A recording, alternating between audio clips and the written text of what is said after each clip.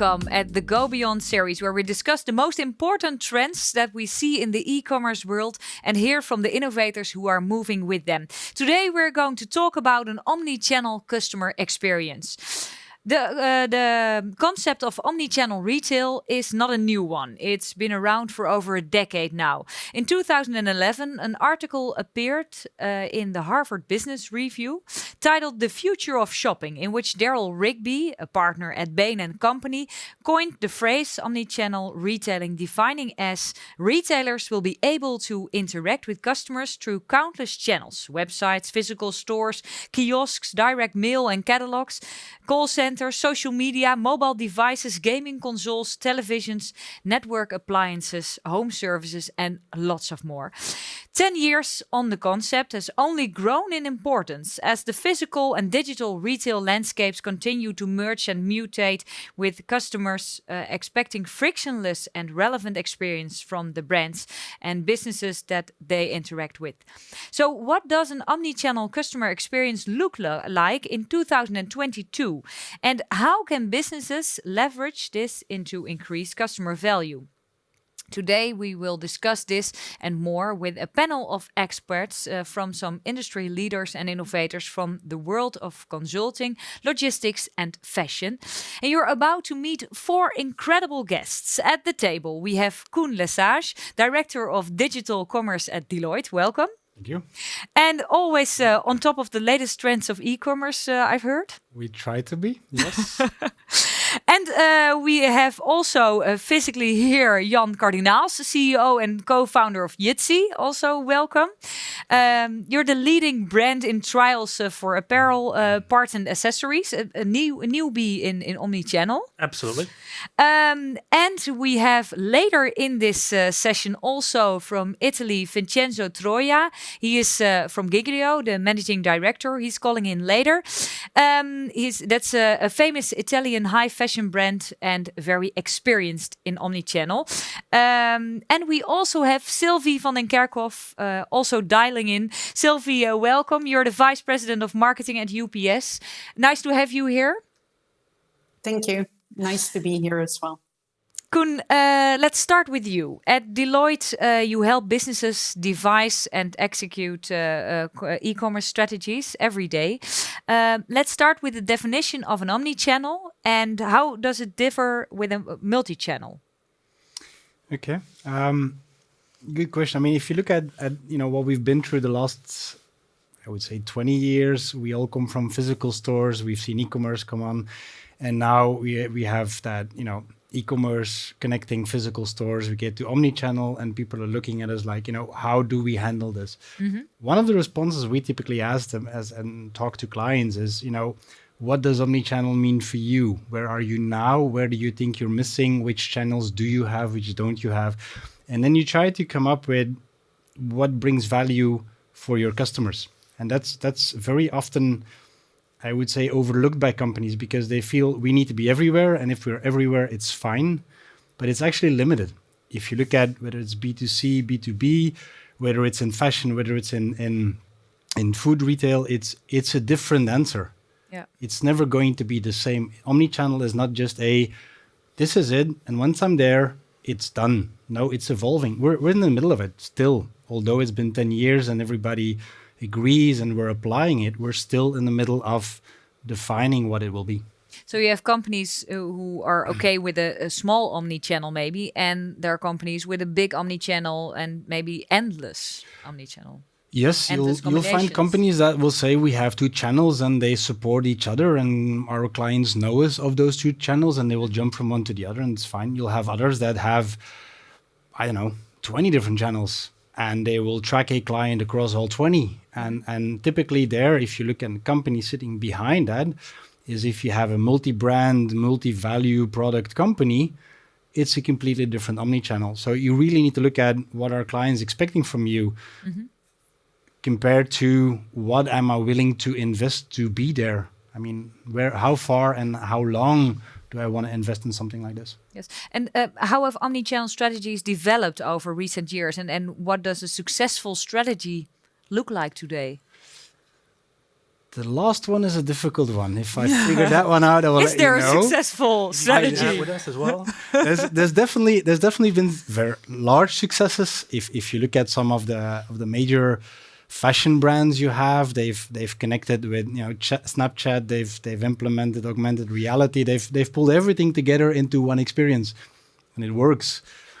Did they devise that up front and knew for sure this will work? No, I think a lot of testing and failing fast. The whole, not going to go into agile, but the methodology of, we'll test with our clients, we'll see if they pick it up and they want to follow us. I would say if you ask me devise my strategy, I would first come back and say, okay, but what do you know from your clients and what can we leverage to then say, I believe you should test this, and this channel on this and this product, and then basically start building the strategy while you go, which is also the challenge. Because I cannot give you an upfront, this will work for sure, do it, and it's fine. It's much more a build and learn quickly and grow with your customer base. If you educate your customers on stuff that you do, take a television ad, you scan the ad, we'll take you to the shop. If you start doing that and you see it picks up, Zalando tried that over the years, we're trying some stuff and you can send it back for free, and now they're turning that back again, and they're saying, hey, we need money if you want to send it back. That's that type of learning and trying, that should be your, my omni-channel vision. It needs to be omni-channel, but which channels do I need? Where should I be present, and where do I want to go fast? Where can I wait? Yeah. That's a difficult one. But maybe then the definition is that there's never an end. Always stay awake. Until we get to the next step, which I think nobody knows. It's the ecosystem. It's, what's next. Then looking back, we're probably going to say omnichannel was this, and that. Right now, omnichannel is try all the channels you need to get that market open, to reach those clients. But it's evolving that fast. We're going from B2C, B2B to B2B2C, D2C, whatever combination you want to have on all the possibilities you have to reach a client. That right now saying this is what you need to do. And do you have maybe some good examples of companies from which you think they make good combinations, they understand what they're doing? Take your typically a Nike and Adidas, L'Oreal. They go far. They follow their clients. They build a brand. They make it immersive. People, they want to be part of. And somewhere in there, there's that transaction and, buy the product. And Coca-Cola is been doing that for years. And I think to a large extent, they're very successful in their omnichannel. But I'm wondering if you would ask them the question like, are you there? Have you reached it? They're probably going to say, no, we're still finding other channels. We're still finding combination of channels that will work. Yes. I think that's someone who's also searching for the best combinations, Jan. Jan, you started in retail in 2019 and launched your website as well. Nowadays, your products can be found in 400 stores, I heard. Right. And consumers in over 46 countries can order your products online. What is your omni-channel strategy? Oh, well, at this moment in time, we're really into a multi-channel strategy, and we're trying to make the most of that one. But over the last 2-3 years, when we started to do the B2C website and going direct to the consumer, we've started to apply some bits of that multi-channel or that omni-channel, trying to connect a lot more with the final consumer instead of the B2B customer. So we've tried to apply a lot of the strategy into going more to social media, being more active at events, and trying to connect a lot more with those consumers who are actually buying our product. Before, all the information that we were getting was through importers, distributors, dealers, and all the information from the public was filtered through all of those channels. What we've learned recently over the last 2-3 years is that what the market actually tells you, the only way to really grasp that is to be in direct contact with them. Yes. And in our business, we're in the sports business, so we share a passion with the consumers. So that makes a really easy connection point with them, talking about that passion all the time.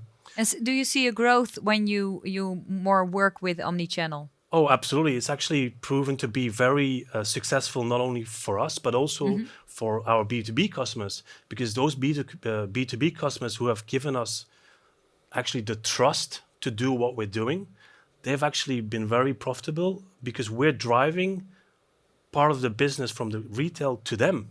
We're actually pre-selling everything to them.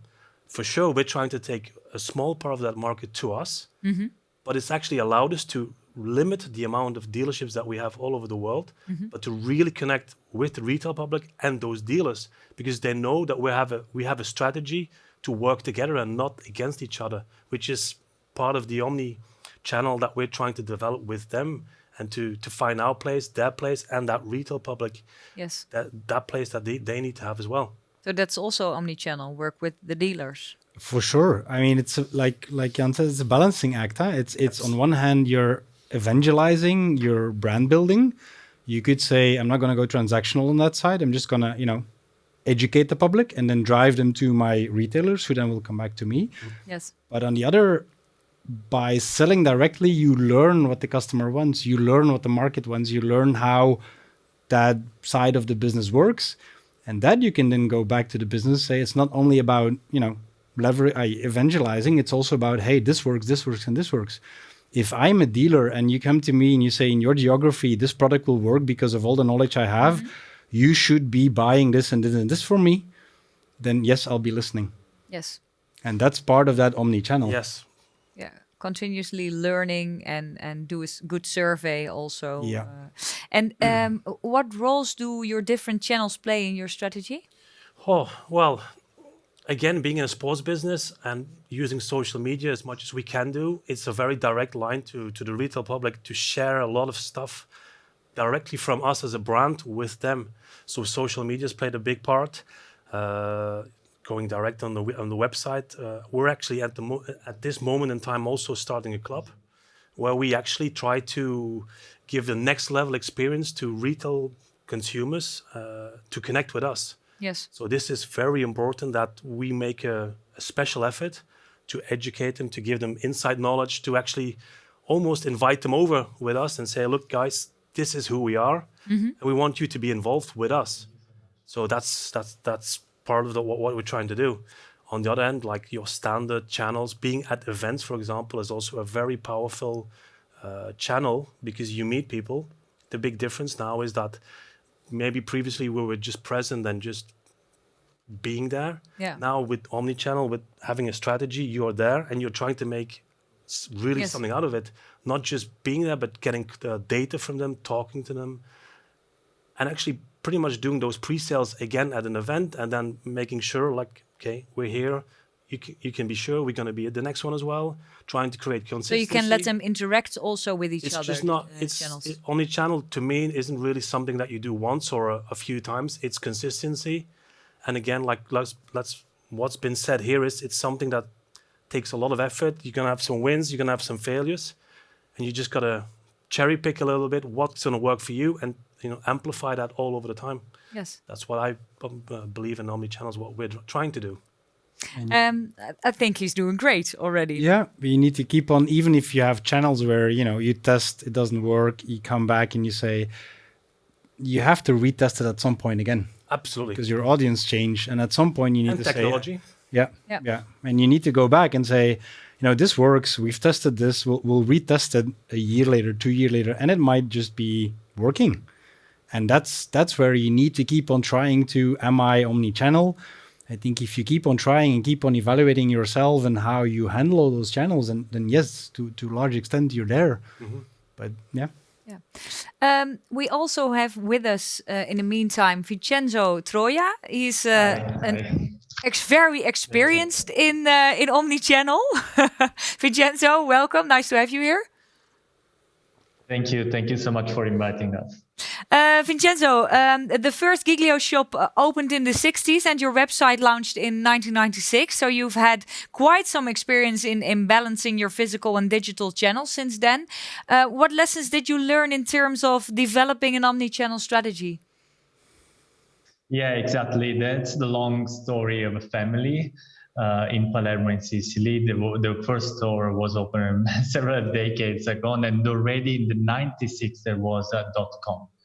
At that time, Amazon was just sending the first books, and actually Yoox or YNAB, actually Net-a-Porter was not even created. So it was an intuition of going online that was actually forward compared to also the let's say context of a Sicilian business that is usually actually an economy that is pretty basic compared to the rest of Europe. So these founders had actually the intuition of going online, and it has been pursued for so many years. And now actually the website of the store became something bigger and actually more complex than a simply online channel of the physical stores. Now geo.com is a marketplace.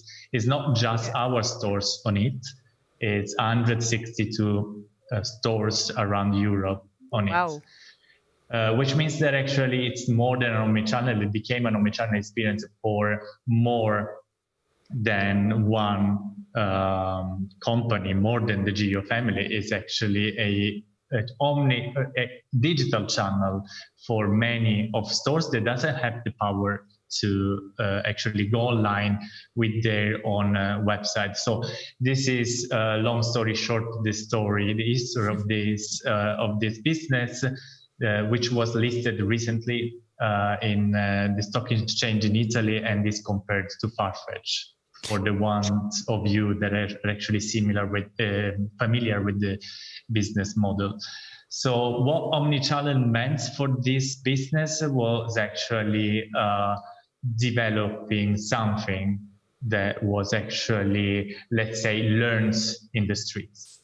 So being able to learn the consumer, to learn what the consumer wants, especially actually the local consumer, was actually the secret to understand the consumer online and never losing actually the contact with people. And that's why actually the store is actually as a huge clientele, especially in the south of Europe, because there's been a contact and a constant learning from the offline world and the online world, because the business never lost contact actually with the consumer, with the yes, please.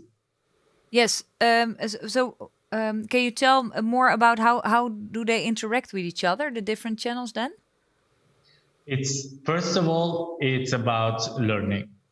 So our buyers on the store are learning from the online purchases also placed abroad and in the other regions of Italy, for instance. So it's a constant learning. The online website actually is learning because it's never losing contact with the consumer, the physical consumer, and actually the buyers of the physical stores are learning in advance what's happening in Paris or London. Yes. So definitely it's a constant trading of information. That's as a first aspect. And then it's also about, let's say, experience also of the consumer that can actually also go offline and shop offline exactly what it can be found online.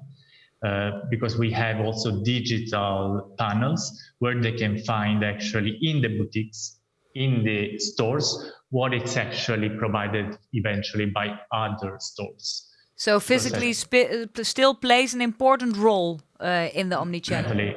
Definitely. And the consumer here in Sicily can actually serve the tablets and actually purchase from a store in Milan or Paris, and it will be delivered directly in their place in case that specific items is not available in our store. So we are kind of bringing the marketplace that is purely online. We are bringing it also in our physical store, allowing people to access stock and catalog from all over Europe. Yeah, and Sylvie, you also did a survey about this. Do you also see this, that physical also still plays an important role in the omnichannel? Yeah, it does indeed. I would say we have two studies that I would like to reference. First of all, if we look at market forecasts for 2022, e-commerce is expected to make up 21% of total retail sales worldwide. That's an uptick from 20% in 2021. But that still means that 79% of retail sales happens in stores. So physical is still very important. With the exception of UK, the number is even bigger in Europe's major markets. Omnichannel is all about consumers being able to interact with businesses, right? Wherever and whenever they want.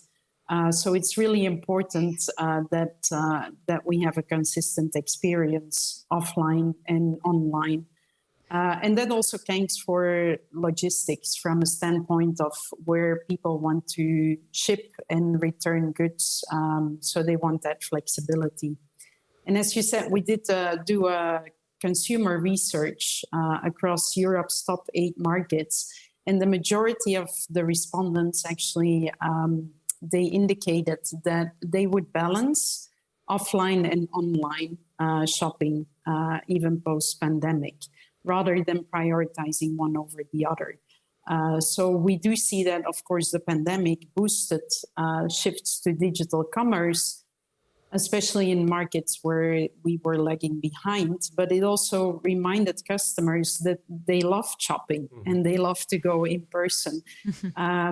Some of the main benefits that they indicate is that they enjoyed the in-store shopping, the perception that the in-store shopping is actually more personalized, and also returning items in a store is easier. Yes. So there is that indication that actually these retailers, the physical stores, they really need to work on an omni-channel strategy and look at all the different channels and how they can incorporate that to give a good offline and online experience. Yes. And Koen, how is the physical part of the omni-channel equation evolving? What role does it still play? I would say it's definitely a different role than before. But one of the main reasons why it's still there, why do people still stand in line at an Apple shop when there's an iPhone, is that product gratification. They buy it, they get it, they will walk out the store and say, I have it. Yeah. That's maybe a challenge UPS can solve in the future. When by the time I walk out of the store, there's a UPS guy giving me the phone. And buy now and then whoop, someone stands so. But that is for sure key why the physical side of things is not going to disappear. Oh. The other one is still that trust. Still, I can hold it, I can look at it, I can, and. But does it differ also from a fashion? Is maybe more a thing to buy physical because you can fit it? Then it's maybe different than. You have solutions where with augmented reality you will see the dress, you will see the suit. You could say, I've seen it, it looks good, I'll buy it.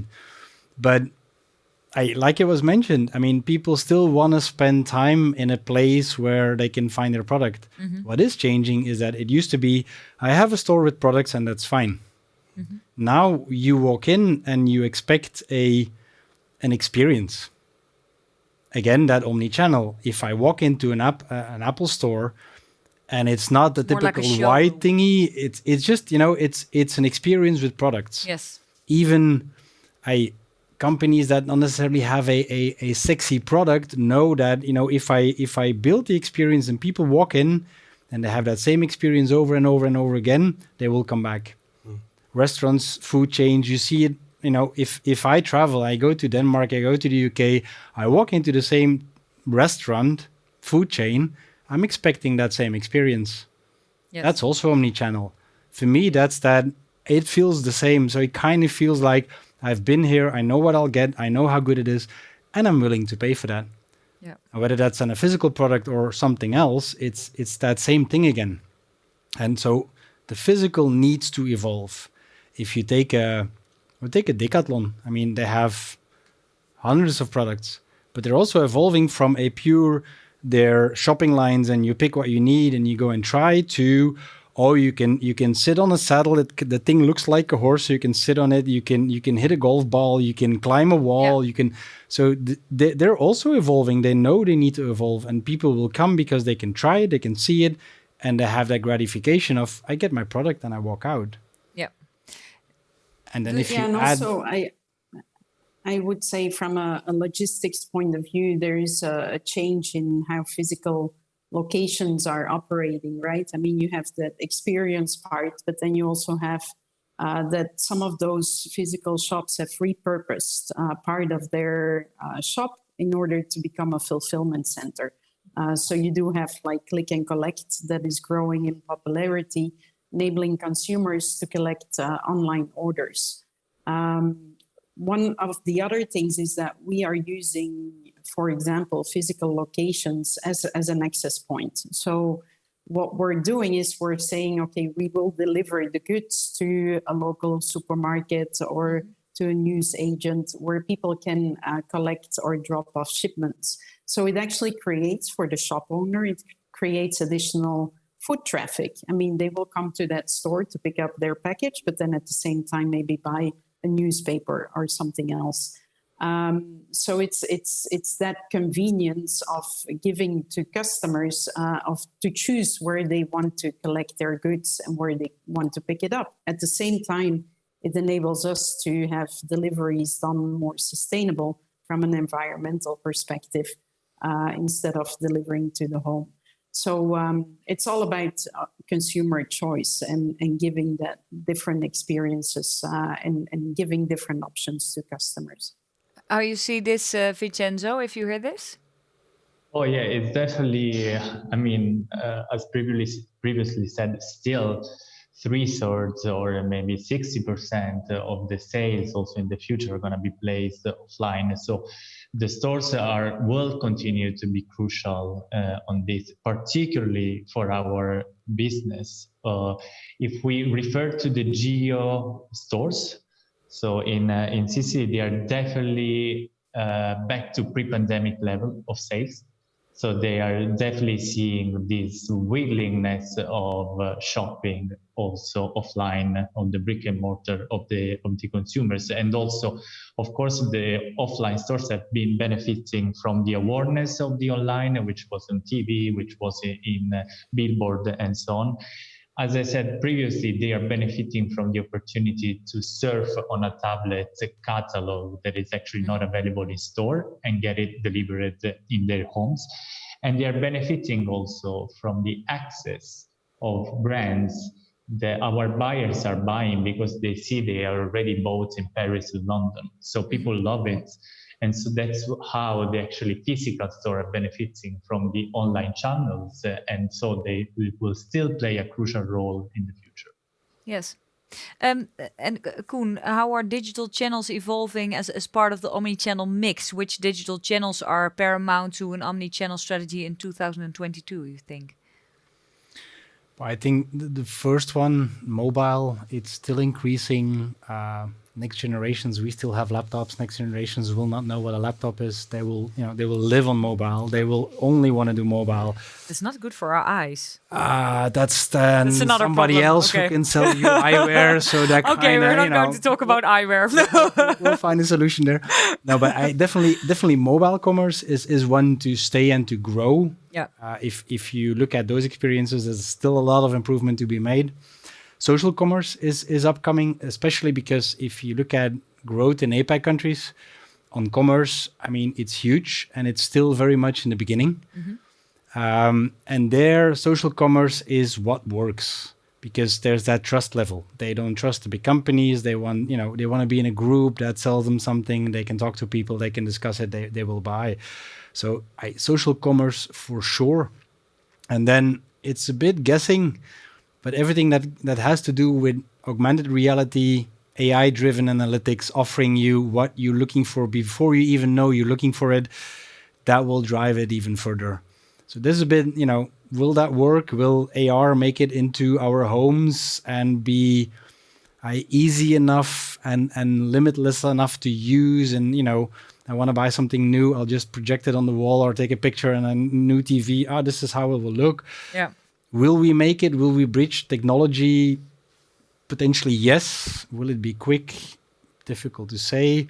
What the effect will be from AI behind that, that's still one I'm very interested to see. There's definitely going to be an impact. Do you also have plans to work with this these channels? These Possibly, new yeah. channels? It sounds really interesting. I can totally imagine talking about when you buy clothing, for example, Yeah. to actually see what you're buying on yourself when you're not even wearing it. Just project it on yourself, size-wise and all that. That should be quite interesting. It's quite interesting as well to reduce all of the returns that you get, because you get a lot better view of what you're actually buying. It's just a pretty unknown Yeah. part of the yeah. the equation for us at this moment in time, because it just still sounds so far away. Coming back to the point from the mobile side, that's absolutely something that we're seeing a lot, especially because people come to events and they see exactly what they're actually interested in front of them. So finding a way for them to actually take a picture and actually see it at the event and being able to actually buy it, and even possibly at the end of the event picking it up, sounds like something that Yeah. is really interesting. So yeah, that. I think that's not too far away, huh? Yeah, I'm quite Lot of I'm inspiration, feeling quite triggered at the moment, because that just popped something in my head. So it's like, yeah, there's something in that I haven't thought about. So yeah, there's just so much new stuff coming to all of us that. Yeah, and Vincenzo, you also heard the channel, the different channels, also for 2022. AI, is that something that's in your on your agenda right now? Well, definitely, it's already in store.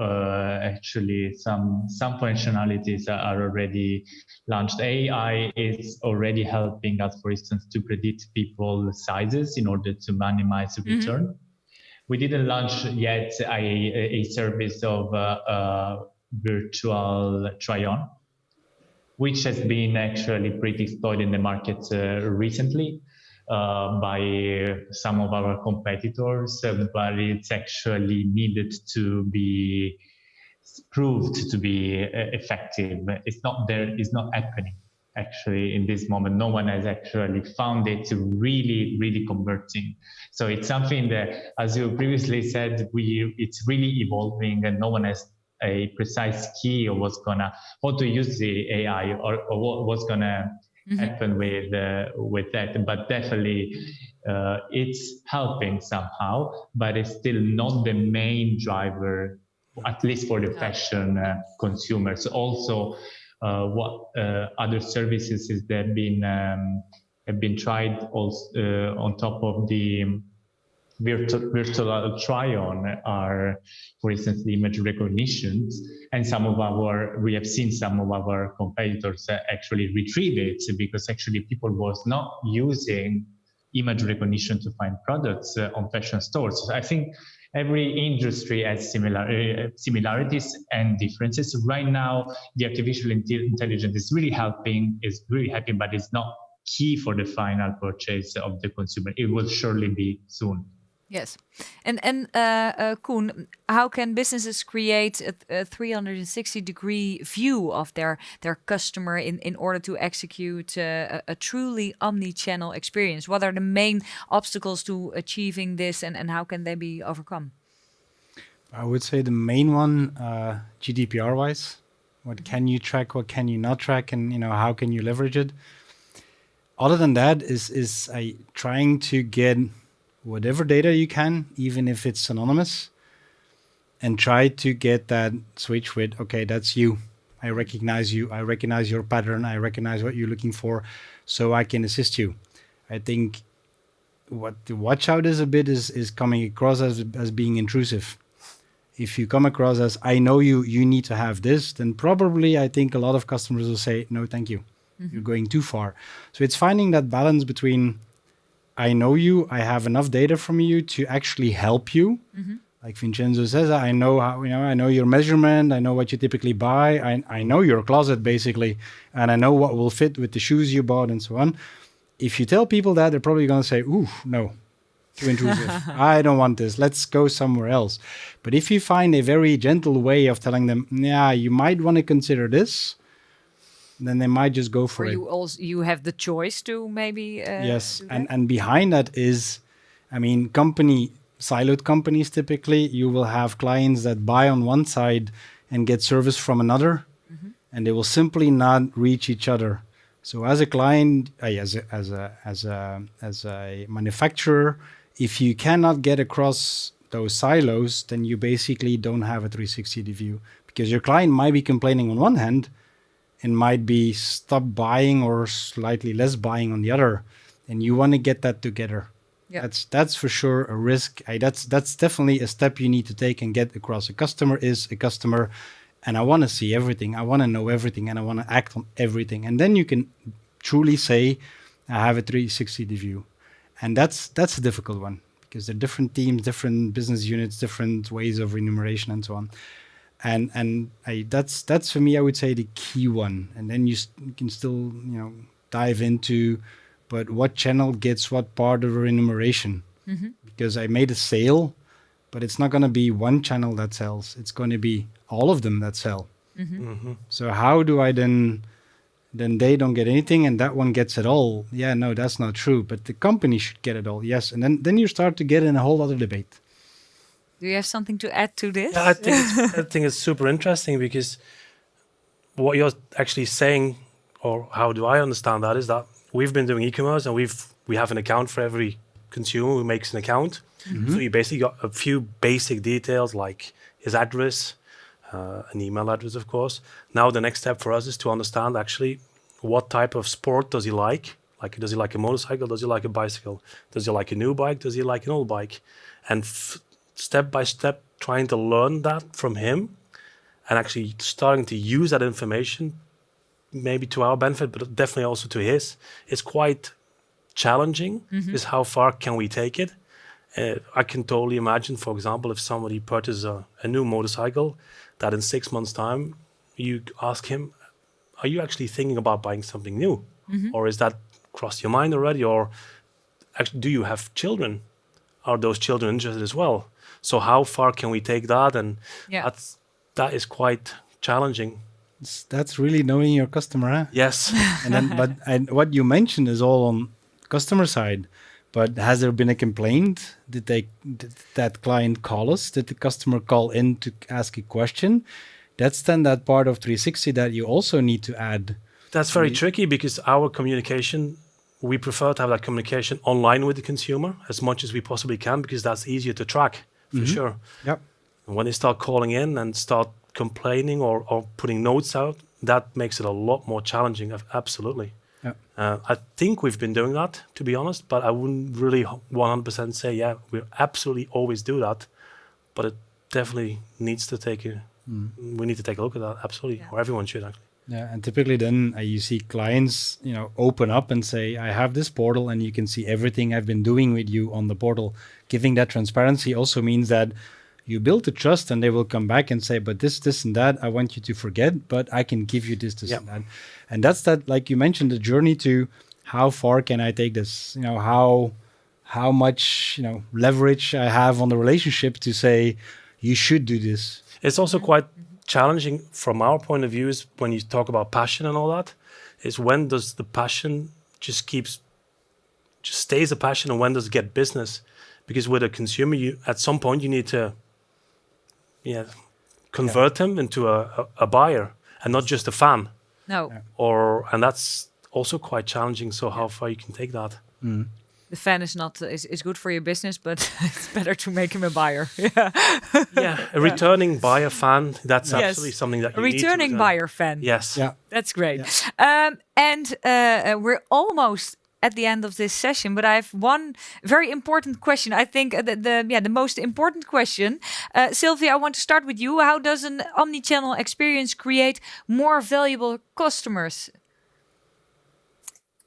Yeah, I would say you give actually the opportunity for customers to interact with your business through their favorite methods, right? They can shop online, in store, they can phone you, they can do live chat. So it's really directed to their personal needs.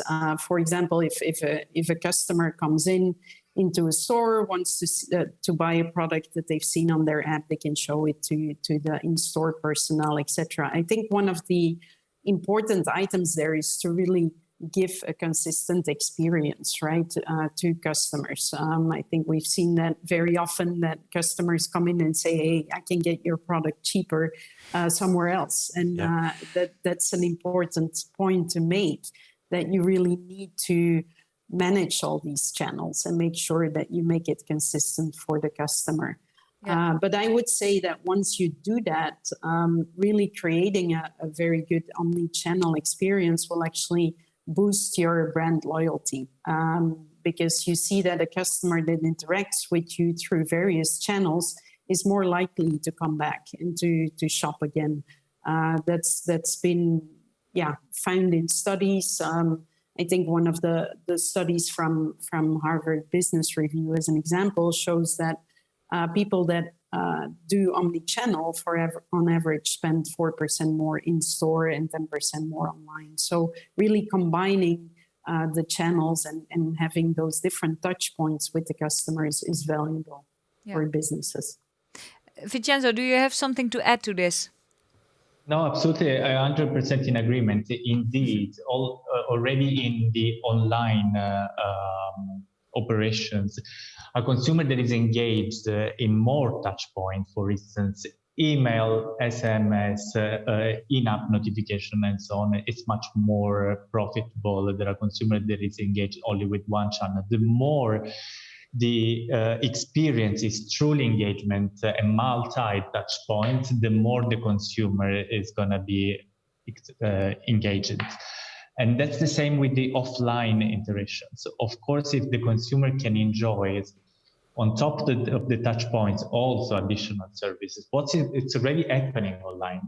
When we have a consumer that is engaged with 3 touch points, usually the yearly spending is at least doubles compared to the others that are engaged all with 1. Same with the offline worlds, the spending, and so the profitability of the same consumer is going to be catalyzed because of the same reasons Sylvie was explaining. Yes. And do you have something to add to this? No, really, just confirming. Yeah, we've done. We told everything. I think we've done the studies. I mean, an omnichannel customer has the loyalty. It's a 50% more value of an omnichannel customer compared to a non-omnichannel. Yeah.